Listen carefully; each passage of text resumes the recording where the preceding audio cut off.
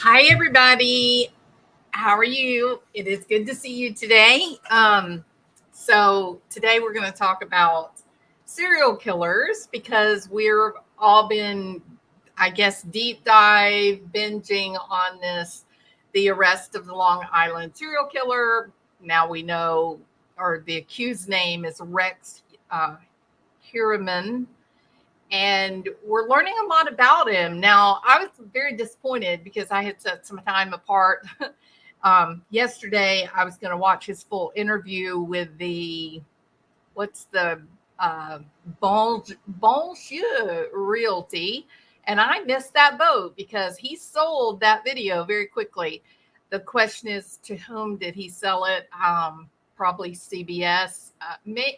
Maybe Daily Mail. They've had a lot of information, so kind of irritated with mainstream media. I don't mind admitting that. Pretty mad at YouTube and all that. So I did look. I sent out a lot of little messages to people saying, "Please tell me you saved it. I really want to watch it," and I missed it. So, we'll see if I get a message from someone. Maybe Crime Sleuthin. She's usually pretty on top of these kind of things. She does have, let me just take a minute to say this. Crime Sleuthing has a crazy audio. This is not the first time that she's come up with some very interesting audio. But this time, instead of it being tragedy pimps, it's, something else. So if you haven't seen her channel, or she took a little time off, they had some trouble in the family, death, it happens to everybody. So she took some time off, but she's back now, and she's got an amazing video. I don't want to play her content, or I would happily do it. So I guess if one of the mods, hey, Kim Brule, how are you? Kendra, True Crime Goth, welcome. Hey, Georgianne Rose, Saricia, Megan Hamada, welcome. Scarlett, some Scarlett, my dear Scarlett. Yes. Love my Charlie Faith. How are you doing? Okay, so not even a comparison. The investigation with Gilgo was done properly. Preaching to the choir. The Moscow was botched and covered up. BK is not the guy. There's more than one perp and possibly parallel crimes. Very well put, Kendra. I think I agree with everything you said. I'm going to tell you something, Kendra. I have spent so much time on the Linda Lane footage. I'm telling you, the Elantra looks like it looks like chaff. Looks like something to distract the obvious. Pay attention to me. Look at me. Don't look over here while these other things are happening. I don't know. Look, here's where I stand on this thing specific to Kohberger. I was definitely in the they got their guy camp. And then I watched that footage. And I've watched from 1 a.m. all the way to the end. I think I know what happened. Or I know what the sounds sound like happened. It is very strange that you have a ton of cars all leaving at the same time after somebody screams someone's name out. But you can't say that kind of thing. You can't voice it because we live in 2023. But I do think that if that Linda Lane footage is authentic, if it's not been messed with, somebody messed with it, the trial's gonna, if it even gets to the trial, at this point, the only thing that is that we gotta, maybe the prosecution has a lot of really good evidence that they haven't released, maybe, but there's a lot. I'm going to put, let me say it this way. I think this is probably accurate way to say it. if I were on the jury right now today with what we've seen, reasonable doubt abounds. Now, do I think he probably did it? I think he is a very curious fellow, and that doesn't make a murderer. A quadruple murderer at that. But reasonable doubt is there, and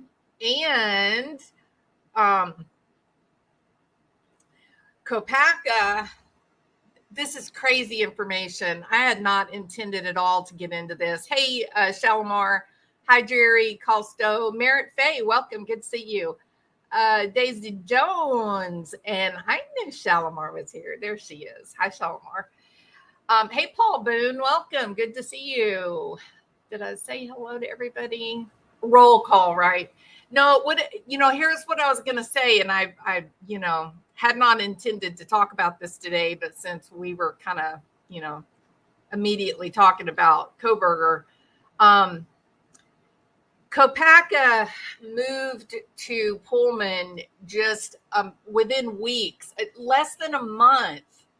It was a couple of weeks before Brian Kohberger moved to town.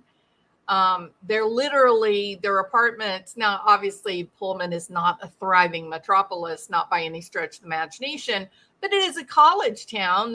There's a good sized college there. There's a lot of people. And these two live in apartments that are so close you could walk easily to each other's apartment. And where did they both move from? This is verified through the background check. Where did they move from? They both moved from Pennsylvania. And actually where Kopaka lived was just an hour from Brian Kohberger. So is there a chance that they might have known one another? I mean, if we had learned, let me put it this way. If we had learned that Brett Kopaka came from Delaware, then you could just say, well, that's just the craziest, wildest speculation on the face of this planet. But when you're talking about the whole entirety of the, 49 lower states, or 48 lower states, Hawaii doesn't count, right? 48 lower states, and these two they move in the same couple of weeks. They move at the same time, all the way across the country, thousands of miles, and they go from living close together to moving to the same town, living even closer together. How wild we got to get here, people. This isn't Guns N' Roses. This isn't Metallica wild. This is just sort of like, Eagles wild. It's not too big of a stretch of the imagination. You know what I mean? It's very curious. Have they got DNA? They do have DNA, John Miller. Now, a lot of people are unhappy with the DNA that's been collected. That is something I am not unhappy with. I was trying to think if I had a knife down here, but I don't think we do. So if you have a snap, like a hunting knife, in the sheath that attaches to your belt, well, so that snap, you have to really push hard to get it to snap closed, right?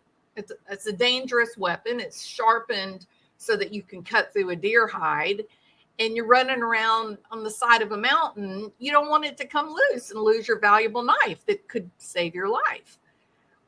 So you do have to press pretty hard to get it to push, right? Well, the location apparently of where the DNA was found was kind of around the back of that button. So if you were wiping a knife sheath clean, like not wanting there to be any DNA on it, you might miss the DNA that got mashed down on that button with your thumb as you're pushing it, closed. So I'm good with the DNA. I don't have it. This wasn't one of my complaints that I had against the whole Suzanne Morphew investigation. When they went in and they collected DNA in her car had been when they purchased it, it was used. A guy in Indiana owned it, and then they buy it, and then they all drive it. She's had it several years. She's got teenage daughters. She's got tons of friends. She's a very social woman, all the time on the go, always doing things. So, people are in and out of her car all the time. And when they go in there to collect DNA, oh my God, there's no DNA. We got a little here. We got a little, oh, look, there's a little bit of the husband's DNA. Oh, no, none of the husband's DNA was found in the car. How's that possible? And if you look inside of,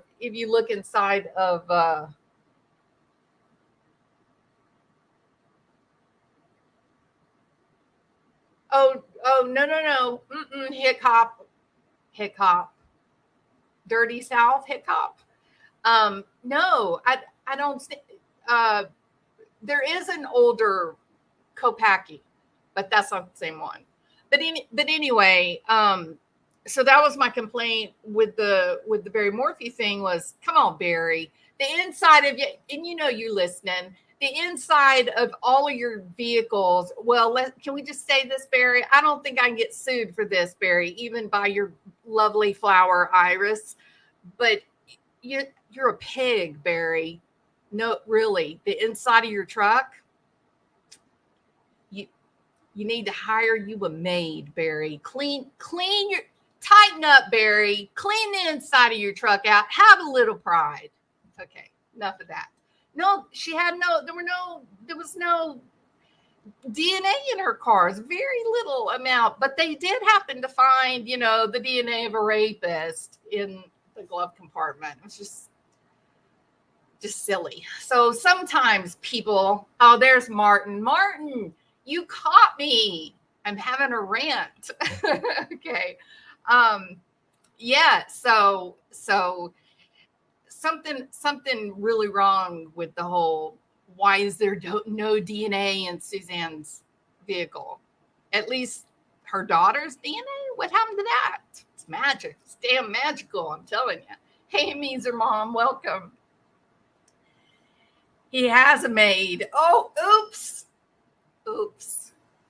I overlooked that, Martin. Can you believe that? Okay. I'm trying not to be sued, Martin. Although that would be sweet victory, wouldn't it, against that jerk? Okay, rant over. So here we go. All right. So I want to talk about Rex Heuermann. I'm gonna go through. I got really frustrated because I couldn't get the video of the interview, so that kind of messed up the content that I wanted to do today. So I got to wing it. All right. So let's talk about Rex Heuermann for a minute. We all know about not Brett Kopacka, but Brian Kohberger. We all know about Brian Kohberger. So let's talk about Rex Heuermann, however people are going to pronounce his name. And then after I kind of go through just the basic facts on Rex Heuermann, then I'm going to talk about serial killers in general and see how Kohberger and Heuermann, how do they compare with one another. So Rex Heuermann is 59-year-old architect. He's got some interesting things about him. I believe. Hey, Elizabeth Ross, welcome. Good to see you. I think I made something to keep me on track here. Why don't you see that?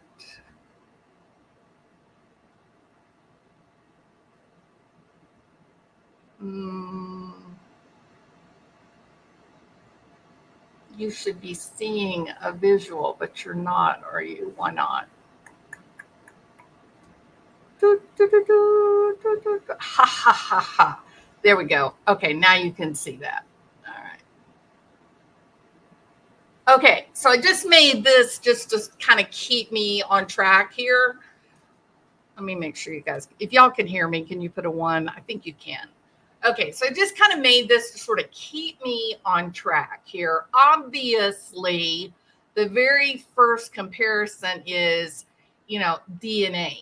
Okay, and so for the big guy over here on the left, yeah, he does look like he enjoys pizza. However, the pizza was literally the death of him because he slobbered all over, the crust that he didn't eat. Come on, Rex. Wipe your damn mouth, okay? Don't eat like a pig.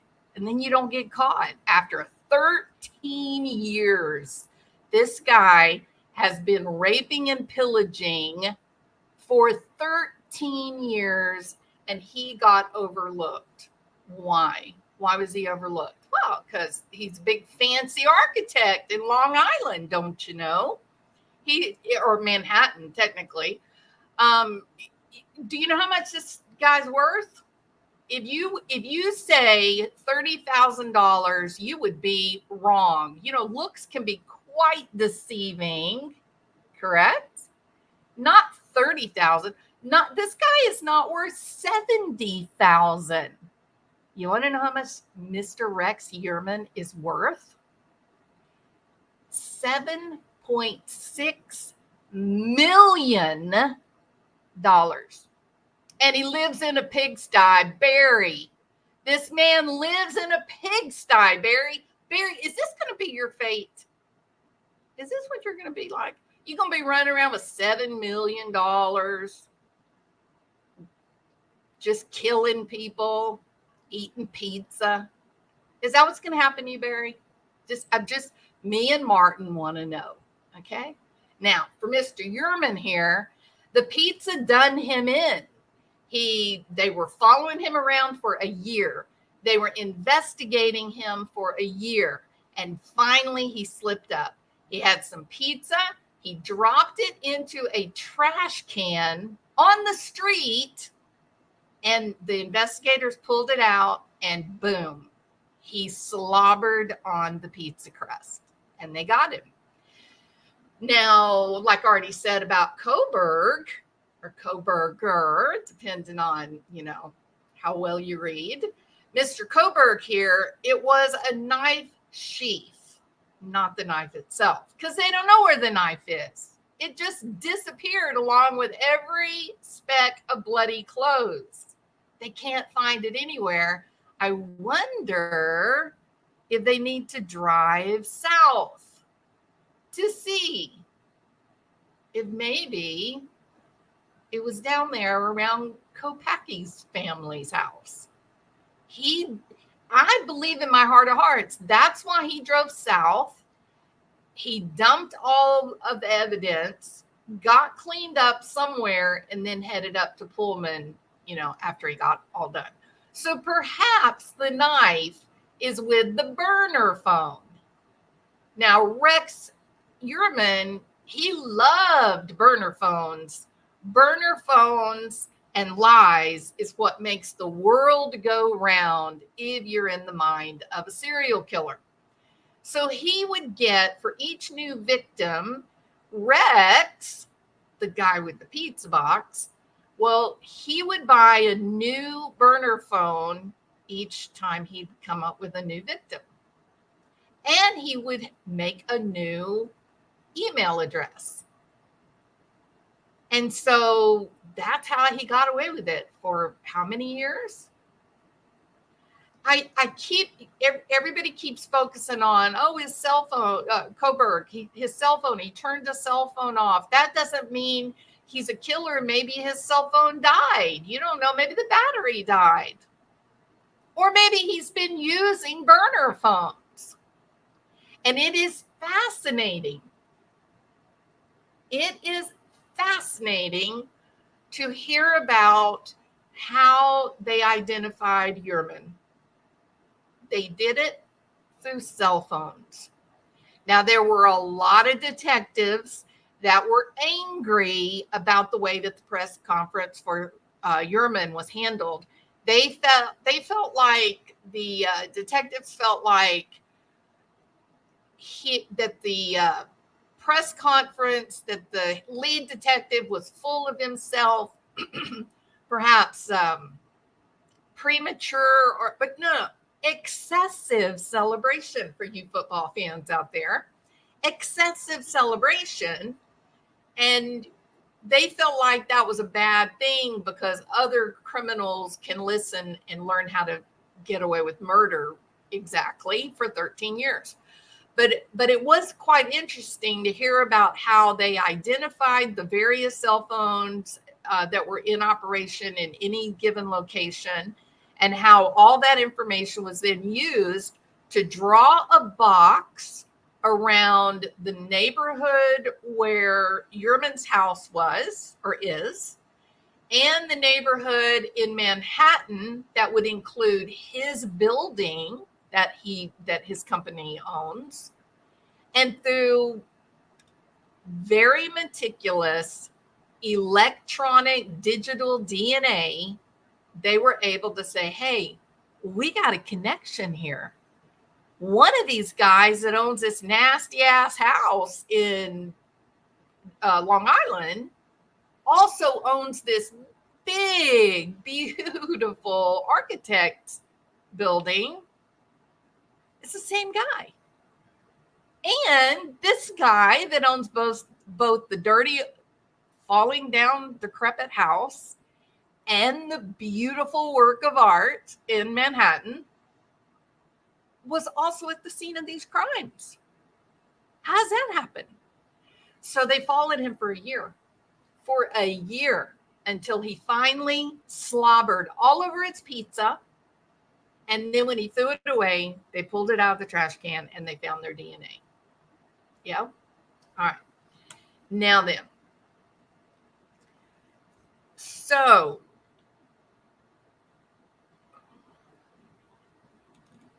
$7.6 million. Heuermann is identified as the alleged Long Island serial killer. He's also been called the Gilgo Slasher, the Gilgo Ripper. And I call him now the Ogre of Gilgo, because he was actually described as an ogre by one of the witnesses.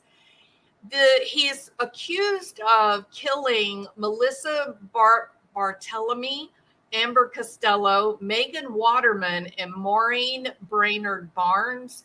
There's a movie that you can watch right now on Netflix. It's called The Lost Girls. And it's about another young woman who went missing in the same location. And they refused to identify her as one of the Gilgo Four. The police chief at that time felt like what happened to her was dramatically different than what happened to these other four.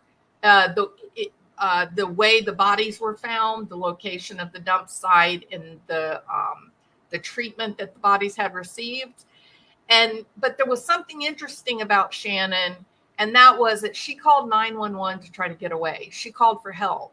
So obviously she escaped something horrible, terrifying, and maybe that would account for why she did not have the burlap that was wrapped around her. Now, there's one thing about the burlap that's important to note. This was camouflage burlap. You hear that, Barry? I'm telling you, Barry, you better walk into that office in Salida and say, I did it. Save your soul, Barry. There's a lot of parallels between you and Heuermann. Yes. Camouflage these girls were wrapped with camouflage around their head, their midsection, and for some of them their feet. And then that was supposedly, they believed, would help to hide the remains. And perhaps it worked, because it was quite a long time before the bodies were found. The first bodies were found in 2010. And these were the first woman was missing. The earliest woman was from 2007. So at least 3 years that she had been missing. There were more remains that were found in 2011, and this was Shannon Gilbert. It was kind of interesting. They found her remains a year after they had done the press conference and the memorial and everything for the Gilgo 4. So it was kind of shocking. But 2 months after they found Shannon, the police identified they had 6 more bodies that were unearthed along the beach.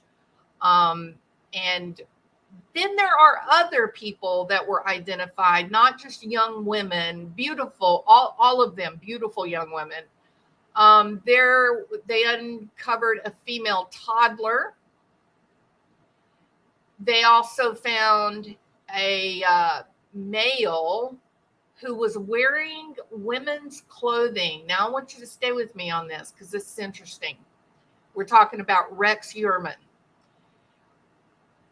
When they went through his computers and saw that he was accessing a lot of S&M porn, including child, but also he seemed to have a fetish for young Asian women.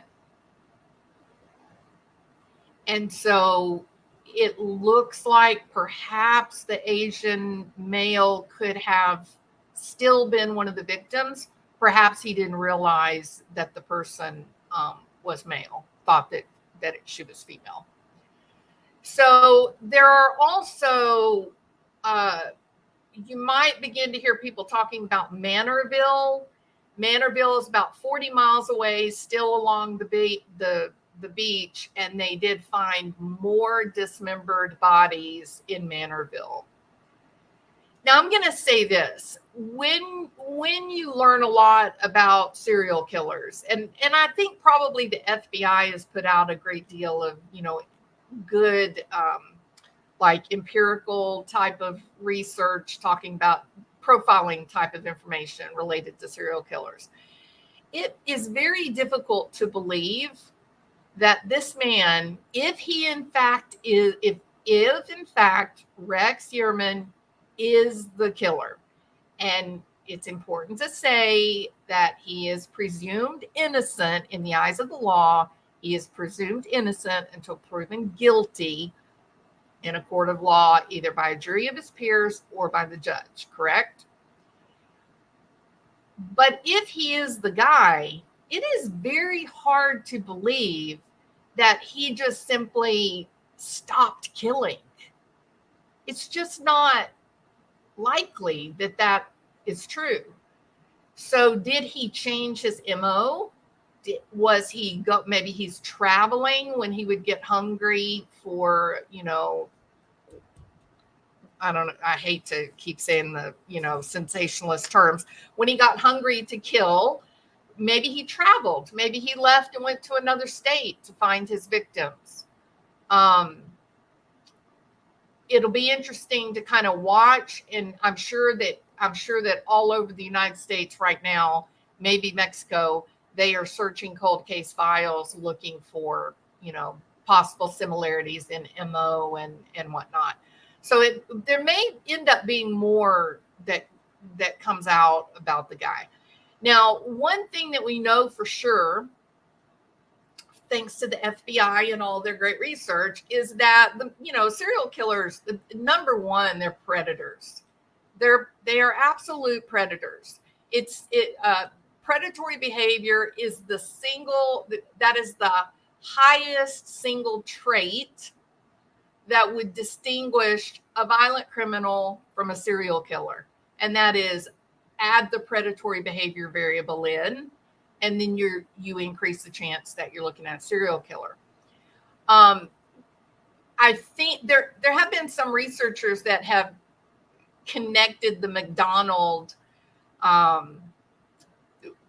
the well, I'm kind of struggling with how much I want to say here. So many people believe that children that kill or hurt, torture animals, or they light fires, that these are childhood behaviors that would point to a budding serial killer, right? Um, I'm I don't think that's completely accurate. I know where that comes from, and that's, historically accurate in terms of sociology and what research and whatnot. But it does look like some of this animal torture and whatnot, what seems to have been preceded by predatory like behavior. So it could just be a function of they have this drive as a predator. And so, you're not going to have a kitten who will grow up to be a cat, which are basically predators. You're not going to have a cat that is going to start trying to pounce on a full-grown lion. The predators they recognize physical power and speed and everything. And so, a cat will go after a mouse. It's still a predator-like behavior. So is it possible that young people experiencing an urge for predatory behavior, they're simply looking for something smaller than them, not as fast as them, and that's why there seems to be a focus on animals at times? Maybe. And we can't forget about Buddy, the miniature Australian Shepherd, who was, savagely murdered not far from where Kaylee and Ethan and Xana and Madison were. And I believe that was, I think that was the killer ramping up. Look, being a serial killer, there's a lot of fantasy life. Okay. That fantasy, let me kind of pull this off for a minute while we're talking. Fantasy life for a serial killer is quite rich. It's quite rich. They're very active. Same thing with pedophiles. There is a hierarchy that they follow. And same thing with sexual addiction. You see the same kind of thing with sexual addiction, that before each successive step up in audacity or obscenity, they will let their mind entertain ideas of things that previously would just have been too horrible to imagine. But each time they escalate, they're doing something that people are aversive to, that normal people will look at that behavior and say, oh my God, oh, that's nauseating. Why are you doing that? That's disgusting. You're a horrible creature. They too, in the beginning, kind of feel that, which is part of what provides the titillation and the power. I'm not willing to go into deeper explanations of that, just for safety reasons. But when you talk to these people, those that are being honest, they will tell you that the best way for them to avoid offending or reoffending is to stop their mind, control what they're thinking.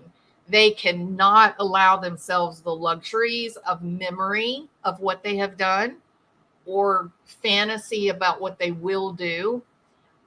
There are programs where they teach these people to reach out to a safe person to say, I'm having trouble. Those fantasies are trying to come back and I need help. I got to shut them down. So this is very complicated. These people that generally, not all, but high majority of them were offended against in childhood. And it starts this pattern of horror. They offend, they're horrified, they kind of go, some of them will go through this period of, I swear to God, I'm never doing this again. This never going to happen again. I can't believe I did this. I'm a horrible, evil person. Just going to focus on my career. I'm going to focus on my family and focus and do good. And then the plane of lethal flatness takes over, and they live a life where there's not a lot of emotion. They're very, very, very difficult to stimulate in life. And so they start looking for stimulation. And if you have previously, accidentally run over a dog and killed them, maybe you're horrified at first, but then the next thing you know, because it's a rare thing for you to feel emotion. Now you start aiming for dogs because at least your heart starts pumping and you feel alive, for a short moment. And then it escalates higher, and suddenly hitting the dog isn't helping you anymore. And so you look for something more titillating and more titillating. And so it's just a trial and error. And each time the brain acclimates physically to account for the increased neurotransmitters, dopamine, norepinephrine goes up, spikes high.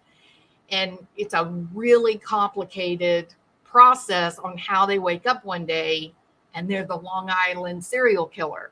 Or they wake up one day and they've been accused of quadruple murder. It didn't start that night. It started years and years and years and years and years ago, with just one socially ineffective solution after another. All right. Oh my goodness. Hey, Big Ups. Big Ups is flirting today, y'all. Okay. So I don't want to talk about Heuermann right now. So number one, serial killers, they're predators. They're looking for excitement so that they are enticed to move. The behavioral activation in their life is very difficult. And for whatever reason, control and killing makes them feel alive, makes their blood pump. The second identifier for serial killers trait is complete lack of empathy. Very, very, very limited in terms of empathy. Chris Watts, I don't know how many times I talked about this. People just couldn't see Chris Watts as as a psychopath, meaning as a primary psychopath, meaning that he just didn't have emotion. It just wasn't in there, right?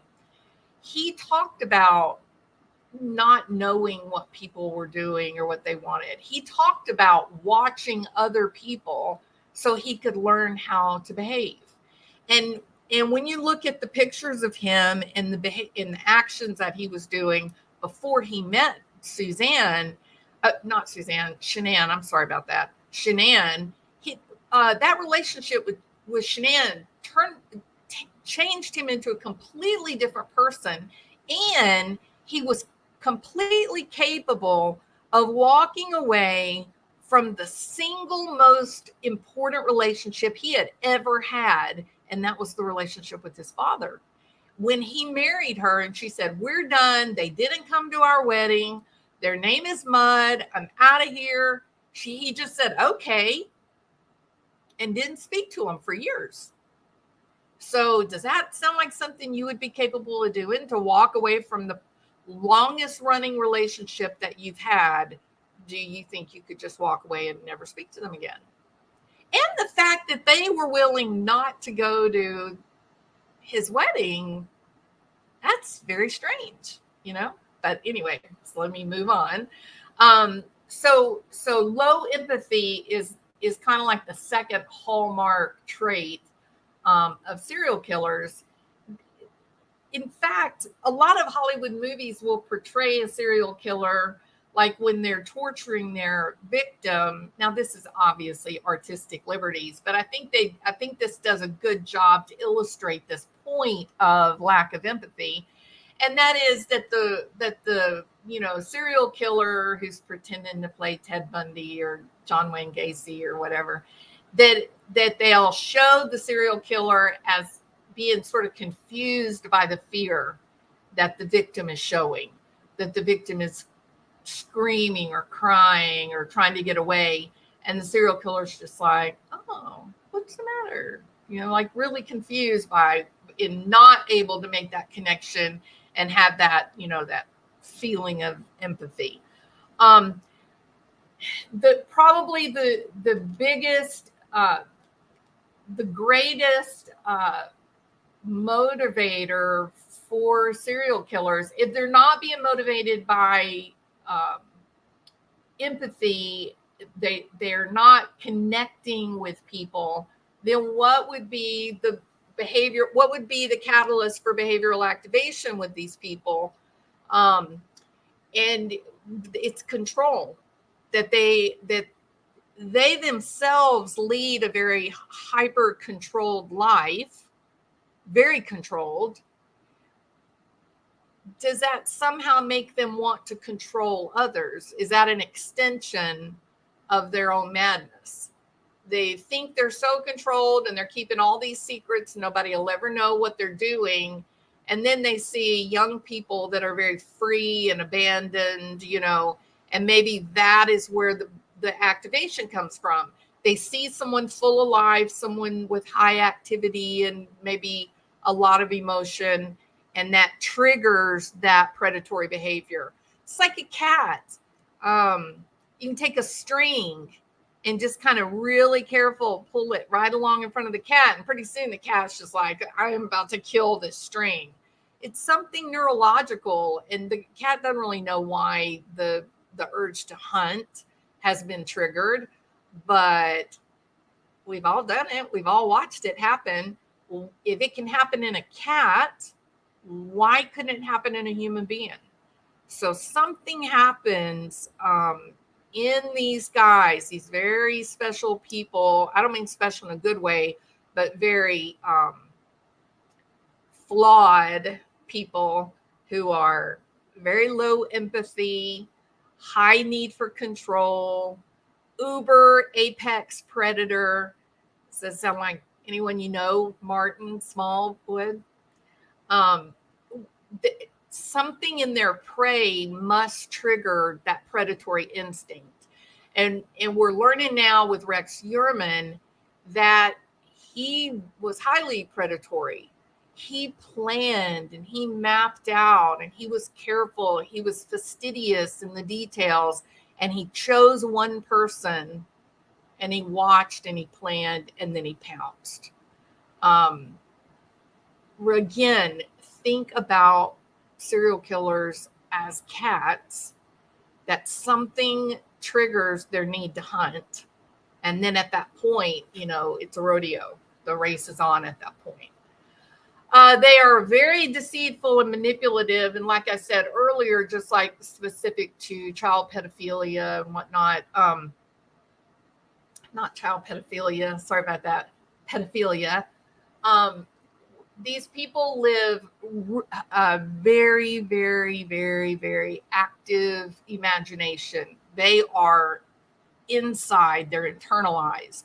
But just because they don't seem to connect well with other people, they don't have social relationships, or they're really clumsy socially, they look kind of, silly.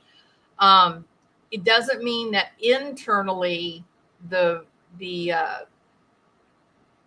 imagination is on fire and it is going to dark places that would not be acceptable in, contemporary society. So the secret nature, the secrecy that they live, that automatically sets up a problem for these guys, these people, that they can't make human connection. They may want human connection. And Chris Watts talked about that, wanting to make that connection, but he didn't. He didn't have it. He obviously never connected with his children, even though we see pictures of him sitting on the floor, supposedly playing, wearing the right matchy clothes with the little family. His heart was not in it. There's no way that he felt anything for those babies and put them in oil tanks, which he was used to working around. He knew inches away from that thief hatch, they were dead, just breathing in the fumes. It was such a noxious environment inside those tanks. No, he had no empathy for anyone. He's a predator. He played the part of the devoted father, but it was never real. He didn't feel it. So yes, they're manipulative and they're deceitful, lots of lies, but they have to lie because they know that what is in their head is not acceptable to others. They know that. Yeah, I think I'm going to quit right there. Talk about this all day long. The McDonald triad, I talked about that just a second ago, but I don't know. The fire setting is very disturbing to see in young children because it goes directly towards this instinctive need for self-preservation. Animals, everybody seems to look at fire and go, "Ooh, bad. Fire, that's bad. That'll hurt me. That'll kill me. I better stay away." It's an instinctive kind of thing that nobody has to be taught. And yet a lot of these people that have, later turned out to be serial killers, their families will describe early on, we had a fire problem. We're dealing with this kid playing on fire all the time, torturing animals. But again, I sometimes think that the McDonald triad didn't go far enough. There's also bedwetting, but the McDonald, I think this idea with the animals is really more of a function of the predatory type behavior, but definitely bedwetting and the fire issue, there's something else there. That's something wrong with that. I will say this too, the bedwetting till later on in life can also be a child trying to protect themselves against a pedophile, somebody that might come into their bedroom late at night and try to, All right. I know, way too much information. Sorry about that. All right. So when we look at, how did I do this while ago? Stop. Yes. Okay. So now that I've gone through this whole top 5 traits most often associated with serial killers, and we've talked a little bit about who is Rex Heuermann, what's he accused of doing, what kind of lifestyle did he have, and then, of course, we all know about Mr. Kohberger. Let's talk about any similarities that they may have. Well, first of all, right off the bat, intellect. They're both smart guys, really smart. Now, there is a new interview that is on YouTube. I don't know. It flies in the face of what others have said about Brian Kohberger. I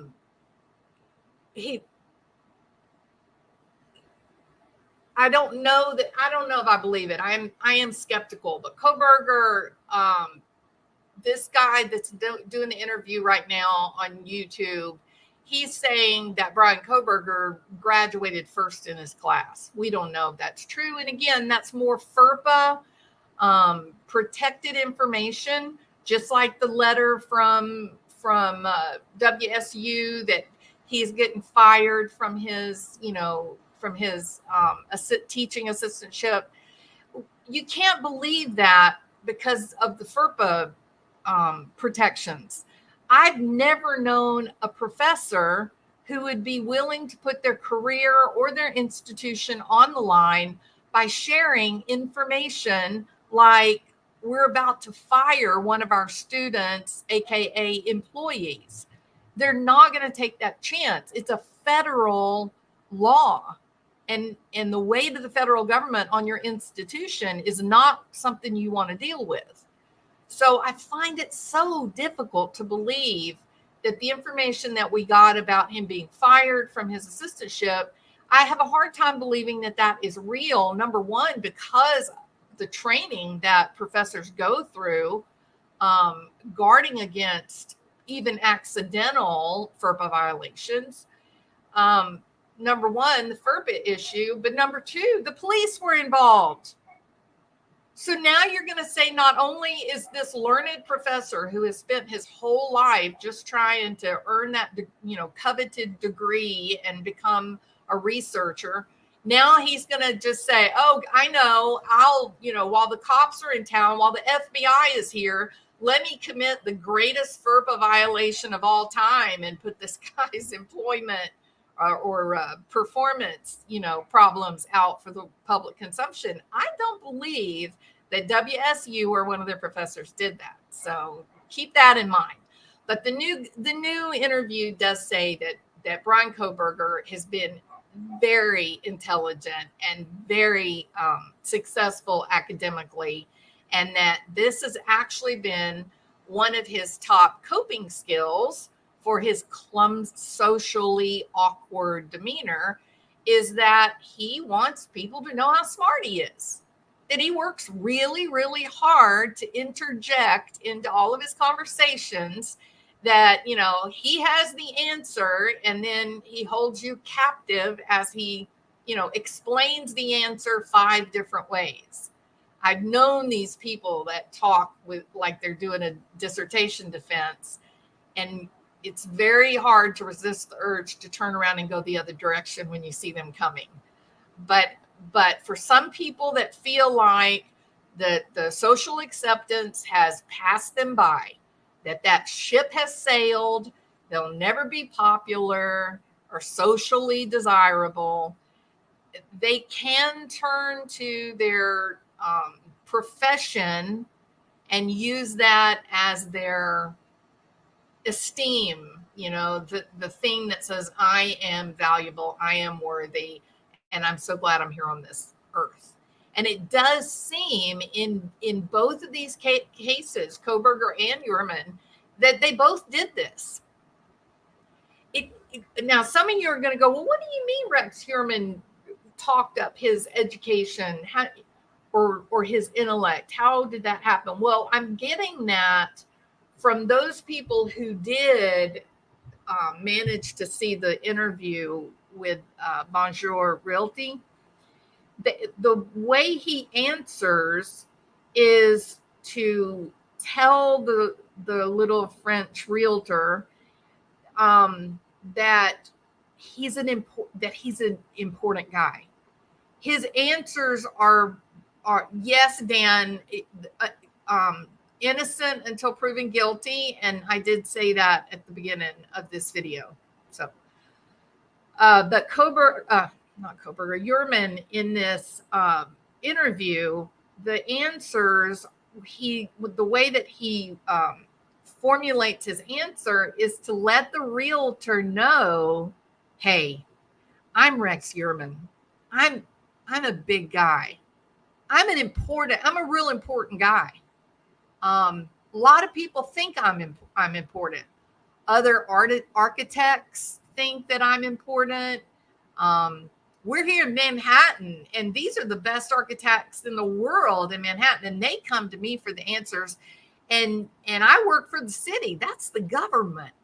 That is New York government. And these guys, when there's a problem, that phone rings. They're calling me. That's how important I am. Did y'all pick up on that? So he also says in another one, he is a big guy. Yes, Martin, absolutely. There's another clip that I saw where he interjects that his dad was a NASA, rocket scientist, right? Like a literal rocket scientist, a genius. He interjects that, and then he goes on to say, well, my dad's is a aeronautic I can't remember the exact quote now. Shoot, I hate when my brain does that. Aerospace engineer or something like that. And he says it incidentally, there are universities right now today that are, Nebraska is one specifically. There are universities that are still working with Heuermann endowment money from the father, from the NASA dude, where they're trying to learn how to grow crops in outer space and, interesting experiments like that. Heuermann his father was not only a highly accomplished scientist, but he was very, very, very, very active in research and development. He's left a legacy for the Heuermann name that's quite impressive. And it's curious because this man who was a rocket scientist, a big researcher, important guy, both of his kids are a mess. This dude right here, Rex, well, Rex might just be a prolific serial killer. And the other son, Craig, killed the chief of police because he was drunk driving. I'm telling you, it makes people sit back and go, golly, what was going on in that house when these two boys were growing up? So anyway, so when Rex Heuermann is answering questions, he answers, and we saw it in the clips. I wish I could have seen the whole interview. But his answers are formulated to say, wait. First of all, the most important thing here, I'm an important guy. I'm a big deal. So, now I'm going to go on to talk about my itty bitty little cabinet maker's hammer. The hammer that anyone could own. But just remember, I'm a big deal. I'm going to tell you about my hammer, but I'm a big deal. So and my dad was a big deal. We're all big deals in the Heuermann family. So, don't forget that. As I now engage in double speak and I communicate with you semantically, that the most important tool that I have is a cabinet maker's hammer, which is sort of like a square ball pin hammer. It's a pretty nasty looking tool. And he goes on, Heuermann the hammer. Oh my gosh, there's a good one. I think that's better than the ogre of Gilgo. Herman the hammer. All right. So he goes on to engage in doublespeak, where semantically, with words, the guy is telling us all about how the question that is posed to him is, you need lots of tools when you're a fancy architect, right? What's your most important one? What's your single most important tool? And he's like, wow, a big important guy like me, I got a lot of tools, man. But I think the most important tool for me is the cabinet maker's hammer. And sometimes I need to use it to just persuade a little bit. That's like a direct quote. What? Excuse me, Rex. You're going to talk about a hammer to persuade other educated people to do something? Who in this chat, I'm afraid to ask because Big Ups is here. No, I'm kidding with you, Big Ups. Who would persuade a hammer to persuade someone to do something? How about your children? Let's talk about your kids for a minute. Hey, little Johnny, go take out the trash. Okay, Dad, let me get finished with my video game. No, son, I said go do it now. But I'm about to beat super duper big berry booger snooper monster on level 14.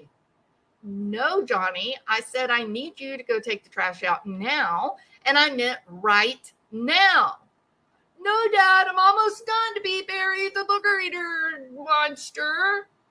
Okay, Johnny, don't make Dad go get his cabinet maker hammer. What do y'all think? Oh, big ups. That is intriguing. Martin has a hammer. I think I'm attracting the wrong crowd in my channel. What, sincerely, who in the world would think of a hammer as a persuasive tool for educated people?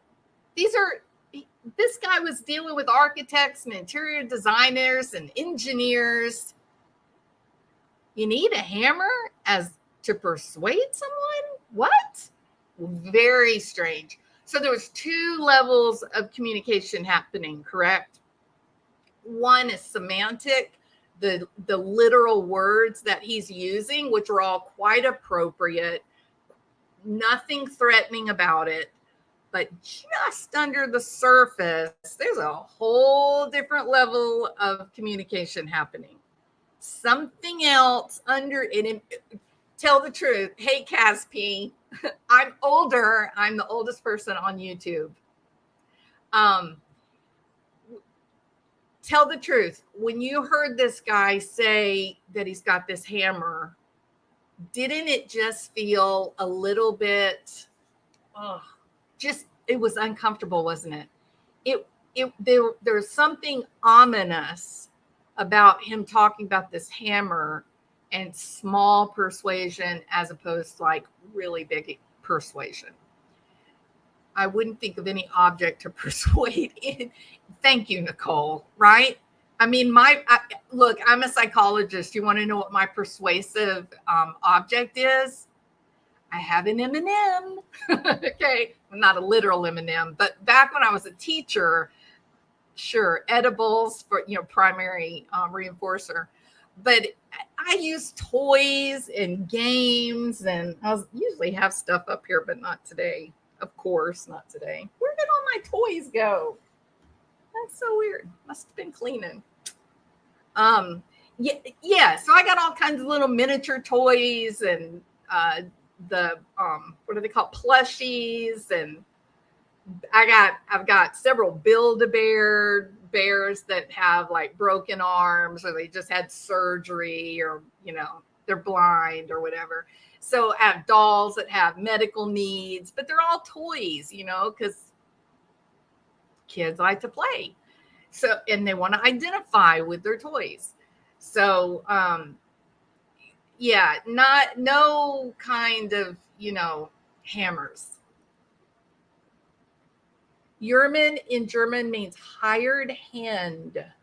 Thank you, Kathy R.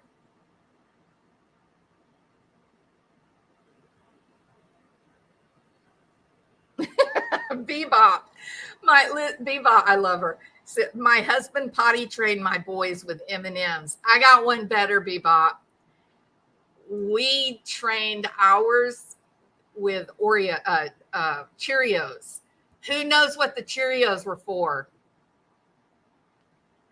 Can any of you guess how to use Cheerios to potty train?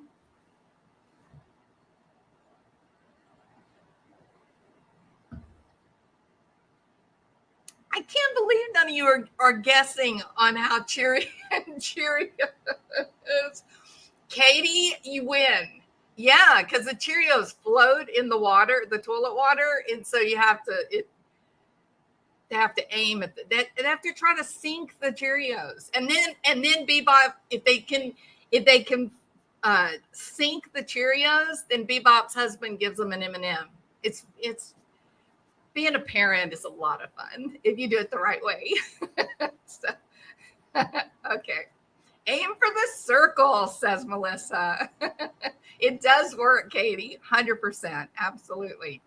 You just have to use their language, right? Children's primary language is play. That's how they express themselves. That's how they communicate. And so if you want to be a good parent, you got to be willing to play and have some fun. All right. Now then, Nicole says, pee in the Cheerio? Not in the breakfast bowl, in the toilet bowl. Choose the right bowl. Okay. Hi, Mrs. Krampus.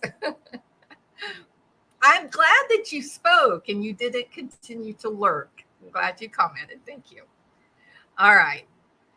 So that was definitely a tangent, wasn't it? Okay. So now if I go back to my list. Okay. So we got two guys with some question about cell phones. Rex Heuermann, we know he used the cell phone was an important, integral part of his predatory plan. Each time he found a new victim, he set up the circumstances by establishing a fake email address, and he purchased another burner phone. Once the killing was over, he got rid of the burner phone. He got rid of the email address, and I assume whatever he used to kill them. I don't think we yet know what the murder weapon was, do we? Have any of you heard? You sunk my battleship.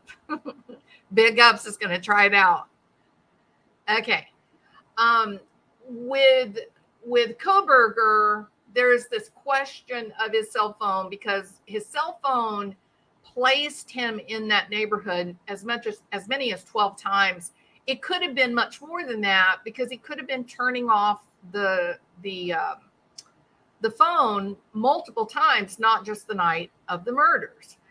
The question for me has always been, does Kohberger did he have burner phones?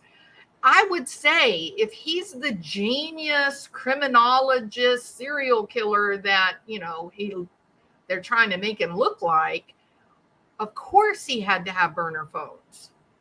So where are they? And I think they're south.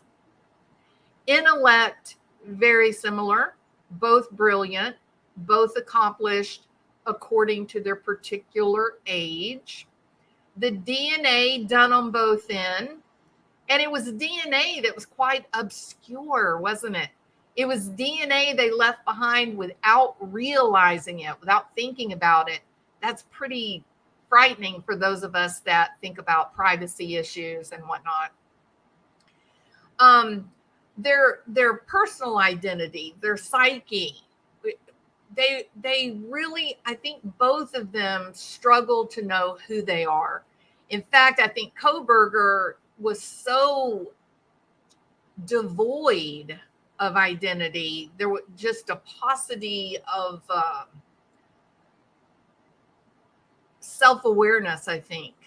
He just seemed to be searching for a place to fit in. He tried on many different roles. He tried being the nice fat guy. He tried being the mean skinny guy. He gave bullying a try. And then he began to be kind of predatory towards women. We have reports of how he was so inappropriate with women, almost intentionally saying things to them, perhaps to frighten them on purpose. And then the one lady that he said, oh, yeah, by the way, you got good birthing hips. Other people have said, oh, that's a sign that maybe he's on the spectrum. No, that's a sign that he's a passive aggressive ass.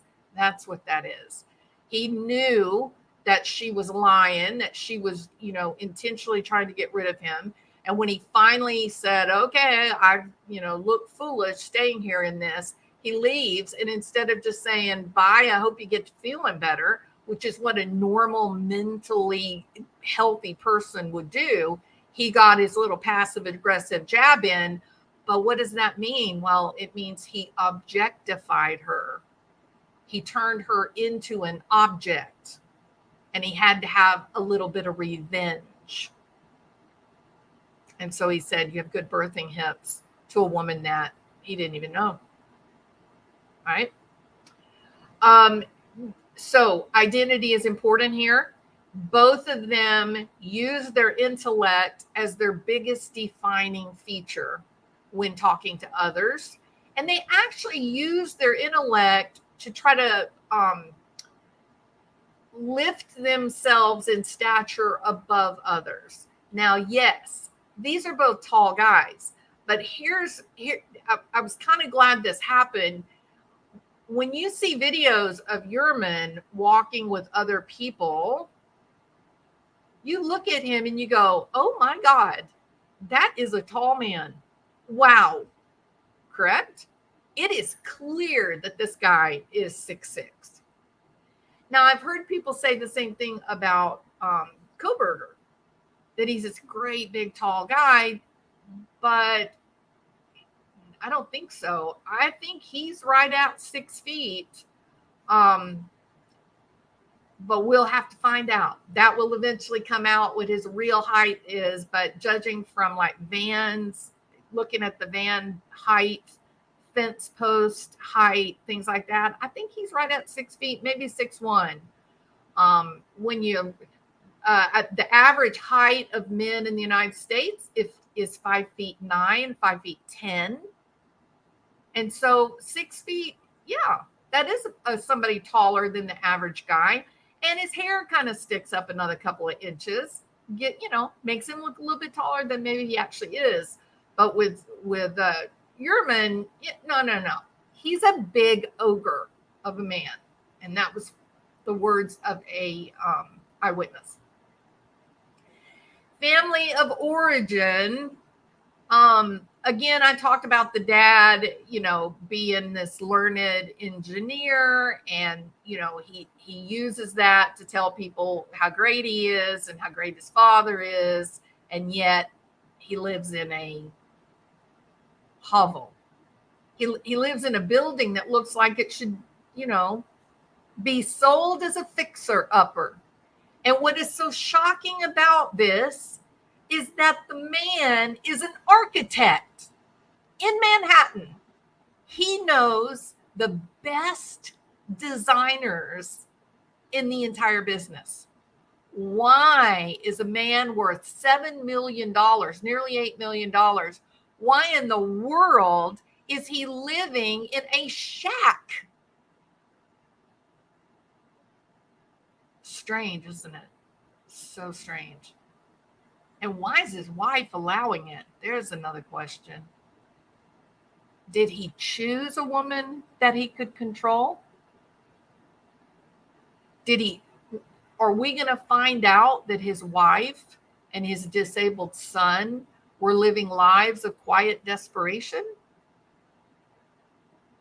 I'm going to guess. I'm just going to guess right off the top of my head. I don't think so. I think that his wife is probably in shock. I think he was probably quiet and calm and sweet around his wife and son. His daughter worked for his company. No, I think this guy probably presented himself as Mr. Just family man. And one of the things I wondered, a phrase that he repeats often in the interview is just like my dad, just like when I was a little kid. It's the same plan, same workshop. My dad did woodworking. Now I do woodworking. He seems to have part of his identity seems to be this really harsh connection to the past, or maybe he's just really uncomfortable with change. Maybe he just doesn't like change. Maybe there's a bit of spectrum stuff happening. I know some people have suggested that with Kohberger, that there might be a little bit, spectrum. It's not unusual to get that with someone that's got a exceptionally high IQ. It's fairly common to have some spectrum symptoms or signs. But maybe it was just more of that was his identity. That's where he grew up. That's the way the house had always been. So no, he's not going to mess with it. It was fine for my great dad. It'd be fine for me. Maybe that's what happened. I don't know. It's interesting. The mismatch, though, is quite interesting. I think both of them have been absolutely clearly described as just awkward as hell. painfully socially awkward. And then the sexuality part, I think I'm going to save that for another video because we are at an hour and 15 minutes. And some would say that's enough. Do you know what I mean? So I think that's what I'll do. I want to talk about the influences of the sexuality, influence, and how this predatory behavior and need for control, how that is something that will often get played out on the sexual, landscape. So that could end up being really, yeah, they're claiming that Kohberger is 5'11", but Martin, I'm thinking we looked at a chain link fence. We looked at a chain link fence, and with the chain link, you can't look at the post because you don't know how deep into the ground the cement was set. But if you look at the chain link, because that's going to happen right at the ground level going up, right? So somebody figured out 6 foot, 6'1", something like that. And then another guy looked up the van and the height of the van doors that the jail was using for transport. And they thought 6 feet. So 6 foot, 6'1", but they're saying 5'11". That could have maybe, we don't know really when. Maybe that was when he got his license at 16. So I don't know. But I think maybe 6 feet. He's a tall guy.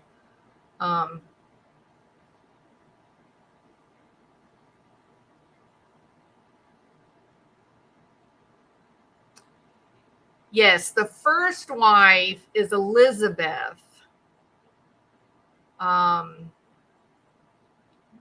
1990, they got married.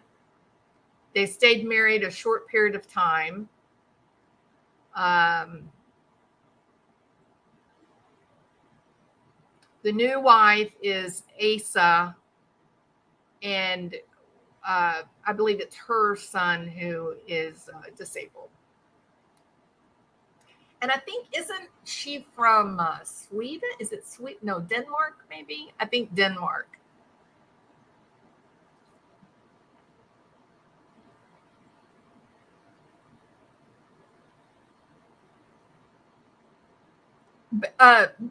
So Brian Kohberger's right around 6 feet. Rex Heuermann is 6'6". And Martin, how tall is Barry Morphew?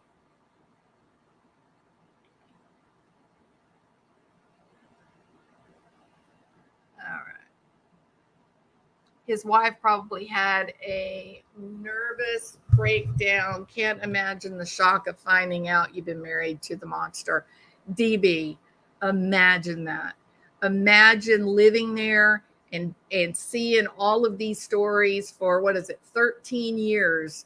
They've been finding these bodies just miles from your house, and you're just horrified. Remember, Brian Kohberger's mother had made a post about the school shootings and how disturbed she was about, the gun violence in America.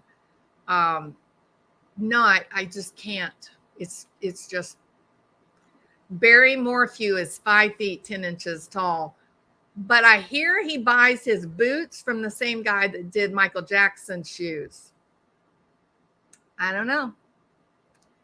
What do you think? Hey, Judy Burgess, I think is white Iceland. Maybe you're right, Judy. Yeah, I was trying to think off the top of my head. You're probably right.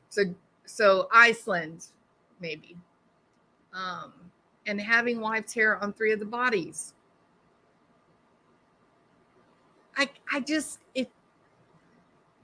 This poor woman. Let me say this. So I did see some people on the news, or they were talking about the evidence. They were talking about the hair, right? And I believe I don't remember who it was, but somebody online was talking about where he would have harmed these women. Like, where did he take them? What did he do to them? And there was that question of, well, maybe it's so close to his house. Maybe he took them to his house. The wife was always out of town when these girls went missing.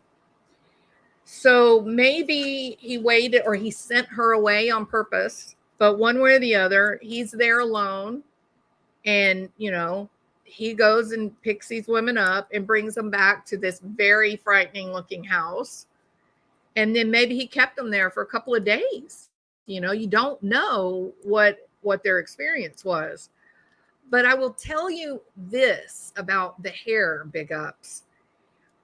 Finding the hair on these bodies, especially after all these years, right?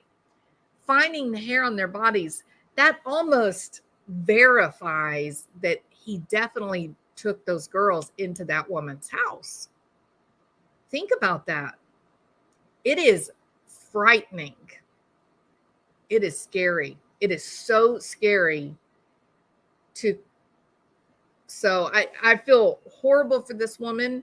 I hope that she and her son and her daughter load up on an airplane and go back to Iceland as quickly as possible and never think about Rex Heuermann again, except to, get as much money as she can.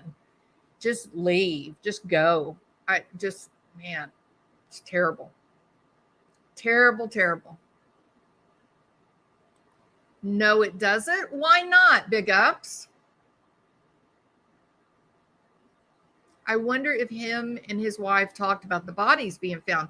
Well, maybe, Nicole, because now I'm talking like I know these people. I don't know them. I'm just going by what I read. But there was an interview by a young interior designer who was in a professional group with Heuermann. And she said, now she knew him in a business context, right? He's trying to talk to her. She said he weirded it. She said he was really cringy and really uncomfortable, that when she would be around him, she would feel an urge to get away from him. But that he, one time when they were talking, that he asked her if she had heard about the Gilgo murders. Like, he wanted to talk about them. So I think my answer, Nicole, would be, if he's willing to talk about that with an interior designer that he's working with, I'm sure he and his wife talked about it. And he probably talked about how terrible it was and how girls needed to be careful. No, I think he definitely used the services, Stevie. I think he used the services. I think he's a sadistic bastard. And then he had to kill them so he wouldn't get caught, because he's, a big deal. And how would that look? How exactly would that look if, a important architect in Manhattan had a hooker come out and talk about, how he's all violent during sex? That just wouldn't be good for his business at all. So, they had to go.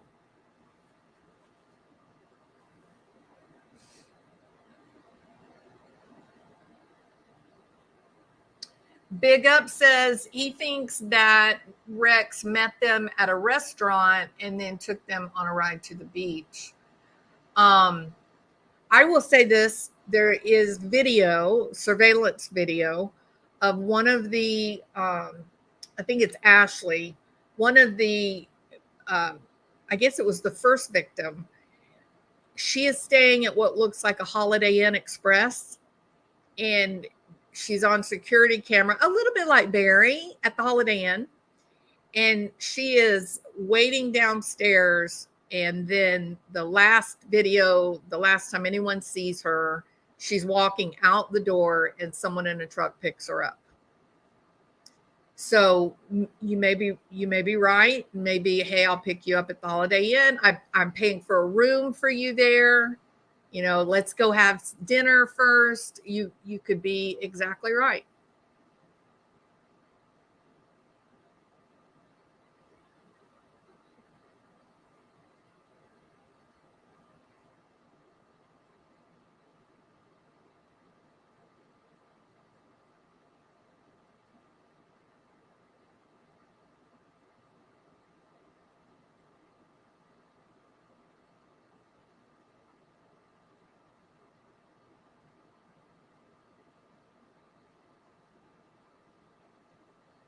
Maybe, big ups.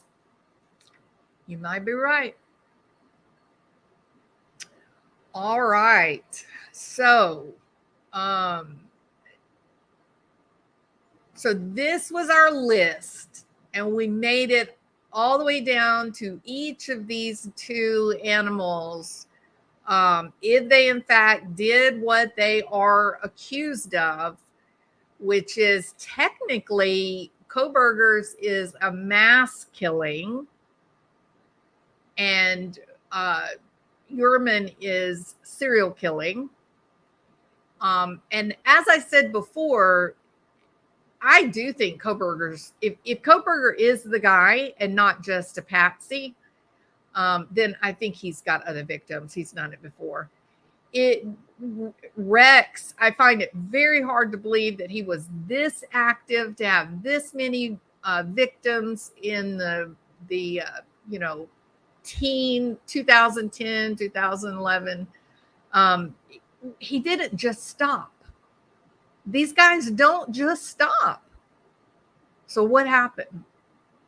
So it'd be interesting, if they find maybe he began to travel, maybe he took trips and made these things happen, and maybe they'll solve some unsolved cases or, cold cases or whatnot, ended up being connected to this guy. Maybe it'll be, this is going to be a Ted Bundy situation, I think, where it's just going to unfold over months and more victims will be identified. And, so again, if I were the wife and the daughter, just cash out what you can to live on and get on a plane and go home to Iceland. Just ignore this is going to turn into a circus, literally. So they're going to have to go to each destination where he owns properties. So, big ups, do you believe that he has like investment properties? You think he's purchased? I mean, it wouldn't be unusual for an architect to do, would it?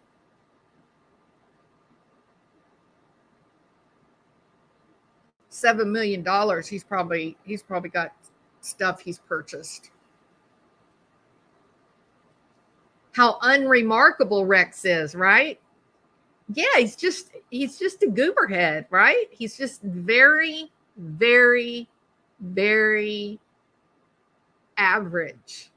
Nothing. And yet the guy's got a $7 million firm. Well, it's not the firm. He has his architect firm in Manhattan. He's doing consulting. He's working for the city. He's got government contract. He's got private stuff for some of the millionaires. Has yielded him a wealth of $7 million of net worth. 7 million net. And he lives in a house valued at $160,000 in a neighborhood where other houses are $1 million. So he's a curious fellow. Strange. Very, very strange. Okay. So Big Up says that the guy owns 14 properties all around the United States, including New Jersey. They're going to find other victims, aren't they, Big Ups? He did it. He realized, well, my beach is getting full. I can't hold any more bodies at the beach. So now I better start going to other places. So for you web sleuths out there, that would actually be a really good use of your time, is to start identifying where are these damn 14 properties? Where does he own property at? Because that may lead us to more victims, more missing women.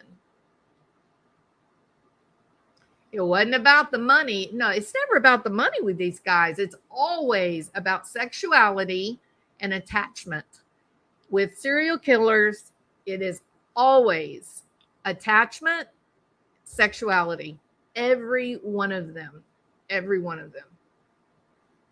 They're searching New Jersey and Boston right now.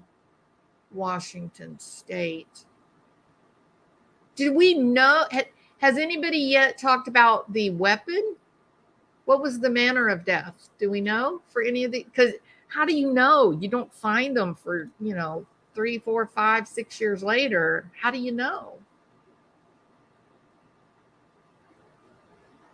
Maybe strangulation, right? Probably strangulation. Snickers, welcome. Snickers. Okay, so Snickers is local. Do you have you heard like what the manner of death has been? That like how did he end their lives? Well, that's a good guess, right? Big ups, because that was a bizarre answer that he gave in the interview, and he seemed to be saying something that his words were not reflecting.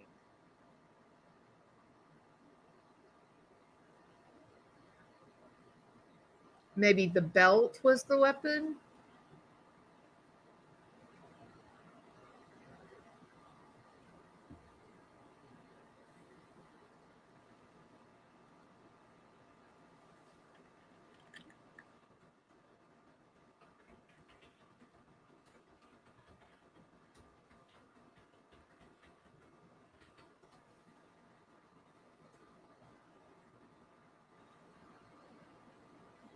Oh,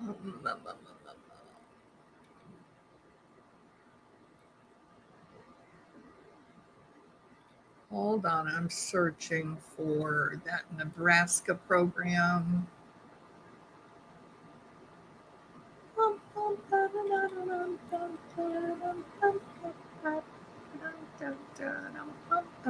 Is it Ryan?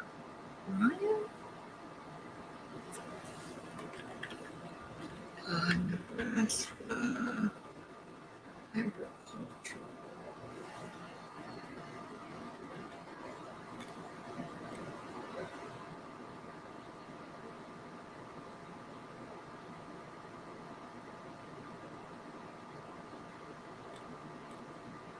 Let's see if I can. This tells me anything. 59-year-old Rex Heuermann's customers at his architecture firm included the Catholic Charities, American Airlines, various tenants at the John F. Kennedy International Airport. Let's see.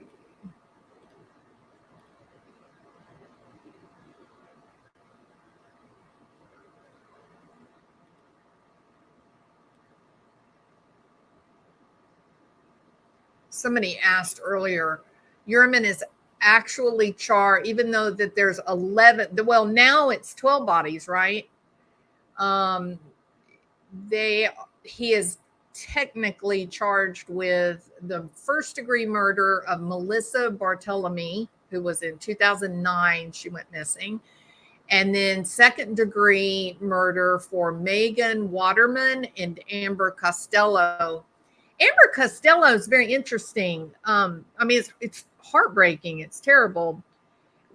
She thought she was protected by having her boyfriend there, but then somehow that's a story that I want to learn more about, because somehow, even though the boyfriend shows up and they get away, he ends up actually killing her. So that's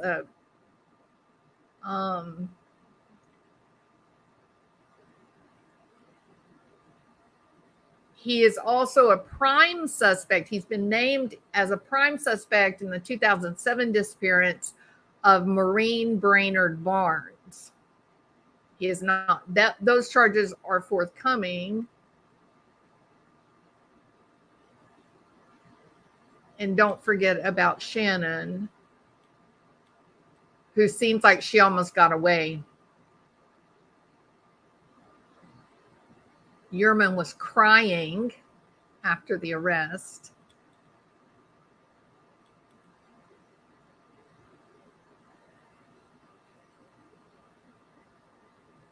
All right. Well, I thought I could. On my other computer, I'm on a different computer right now. My YouTube computer, I've got the I've got the information on his dad.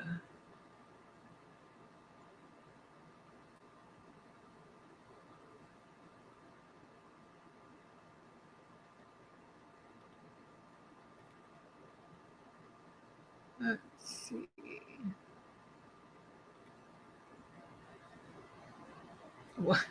The investigators had 300 subpoenas and search warrants. Okay, YouTubers, who's going to cover this case? Can you imagine? We have to read 300 subpoenas and search warrants. Evidence revealed the killer used burner phones to contact victims. I think Kohberger did too. He got rid of them.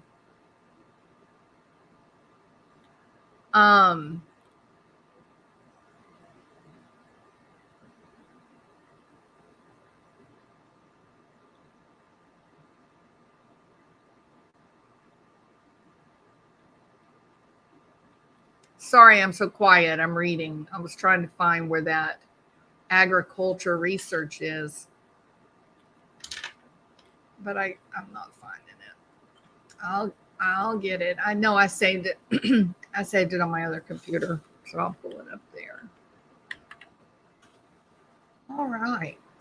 300 subpoenas and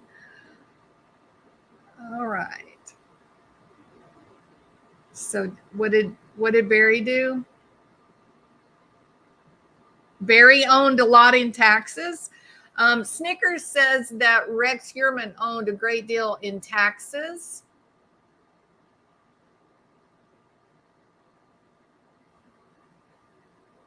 So you think the properties are all in some sort of LLC or something?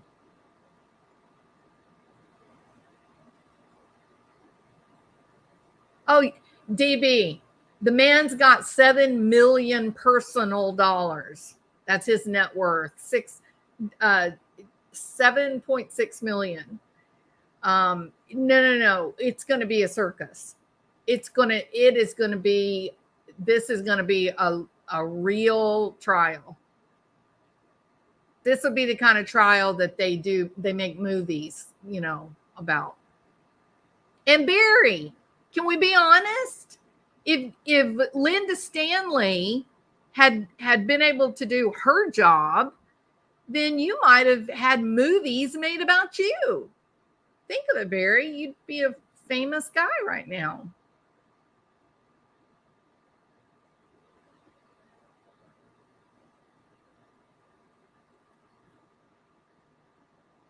They went over his finances on the local news.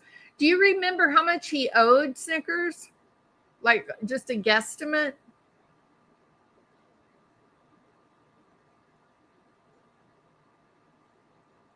That is so strange that you wouldn't pay his taxes.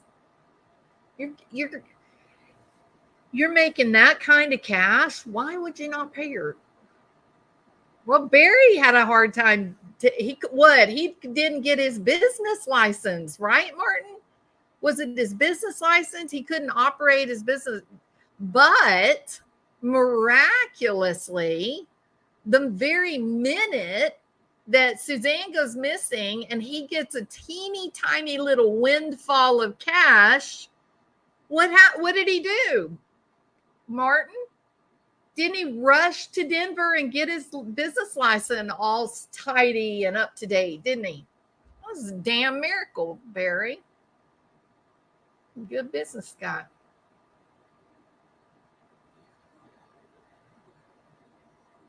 He owed $500,000.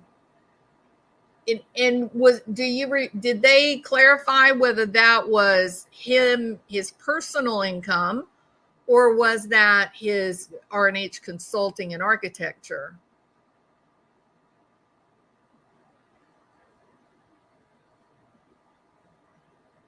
Oh yeah, DB. Yeah, I agree. Yeah.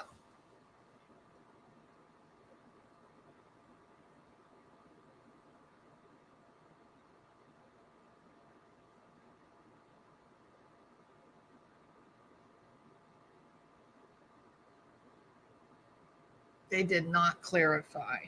Okay. Oh my goodness, Snickers. This is going to be a huge case to try to cover. You know, you have these YouTubers like Plunder and Stephanie. Well, she does a little bit. She doesn't quite do day to day, you know, but Plunder and well, Drip Drop, I guess. That they're gonna have a hard time going through all of that paperwork. This can be a huge case. We're gonna have to hire people to help us do research. That's how big this is gonna be. It's amazing.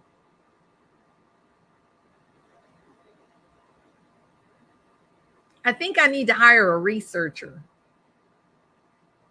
They only said back taxes. Back taxes.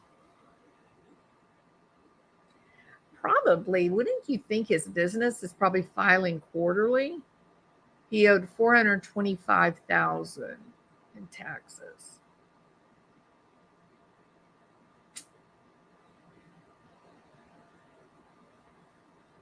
It's not really that much when you talk about a guy that's worth $7 million. It's a pretty small amount.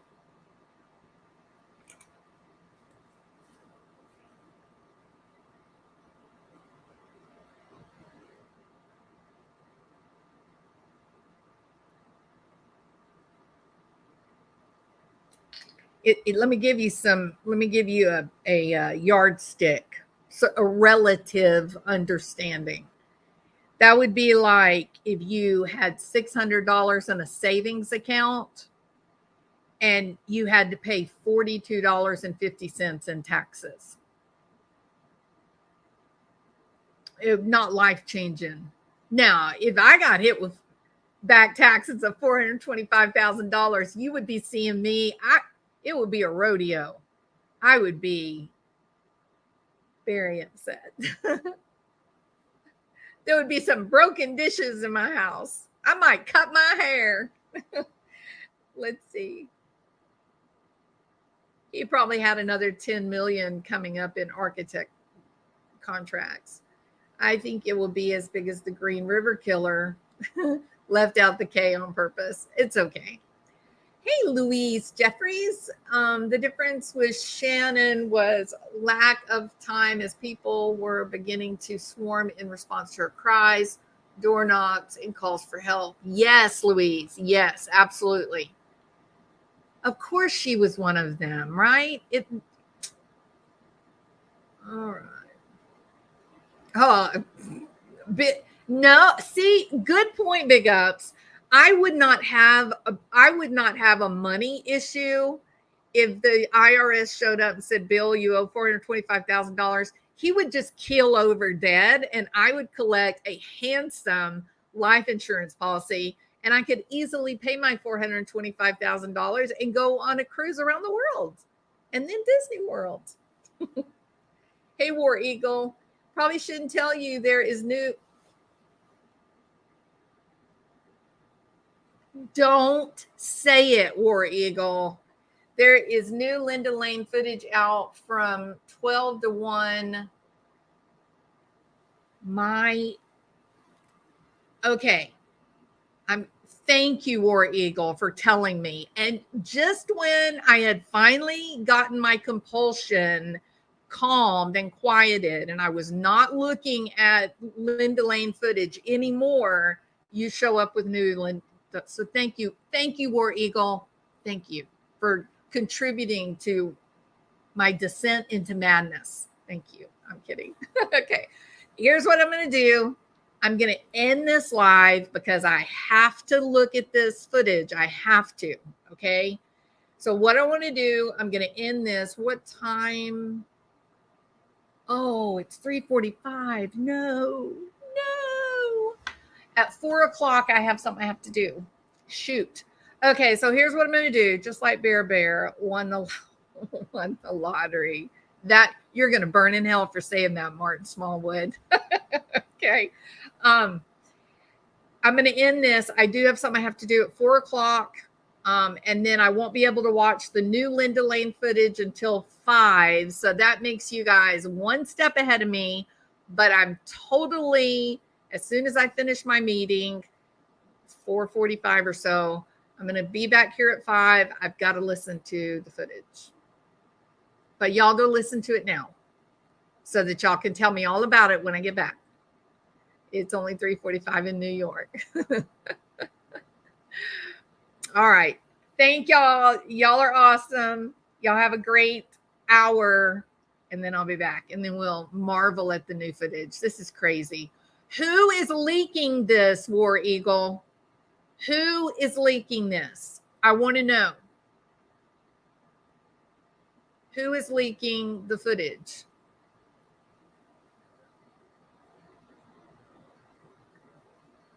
Department of Taxation and Finance currently owe a total of $81,500 in personal taxes to the state. That is a healthy sum. And the tax bills have been accruing since November 2020.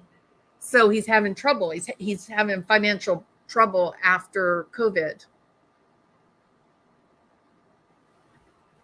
which increases the likelihood that he's been killing again. So where are the victims? Right? All right. Bebop's going to go back to the beginning. Okay. If you go back to the beginning, Bebop, it's an hour and 45-minute live. You know, just one of my quick little lives. All right. Y'all have a good hour. And then I'll be back to listen to the new Linda Lane footage. All right. See y'all later.